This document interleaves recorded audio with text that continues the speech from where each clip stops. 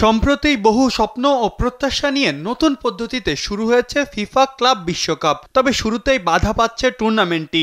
Israel Iran চলমান যুদ্ধ পরিস্থিতিতে বিপাকে পড়েছে টুর্নামেন্টে অংশ নেওয়া ইতালির ক্লাব ইন্টার মিলান। তাদের এক স্ট্রাইকার যে আটকে আছেন ইরানে, তাকে ছাড়াই আমেরিকায় ক্লাব ওয়ার্ল্ড কাপে অংশ নিতে বিমানে উঠতে হচ্ছে চলতি চ্যাম্পিয়ন্স লিগের রানার্স আপ দলটিকে।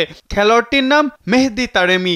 32 বছর বয়সী এই স্ট্রাইকার মূলত ইরান জাতীয় দলের অধিনায়ক। গত 10 জুন নর্থ কোরিয়ার বিপক্ষে বিশ্বকাপ বাছাই পর্বের ম্যাচ খেলতে ইরানে এসেছিলেন তিনি। 3-0 জয়লাভ করা সেই ম্যাচে করেছিলেন গোলও। ঠিক পরদিনই জিতেছিলেন ইরানের গোল্ডেন বল খ্যাত টপ্পা অ্যাওয়ার্ড। স্যান্ডেলিনা সো রূপচর্চায় আভিজাত্য।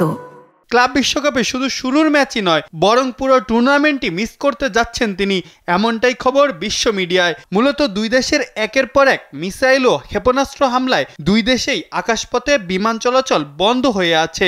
এজন্যই ইরান থেকে বের হতে পারছেন না তিনি। তবে নিরাপদেই আছেন এই স্ট্রাইকার, এমনটাই নিশ্চিত করেছে ইরান।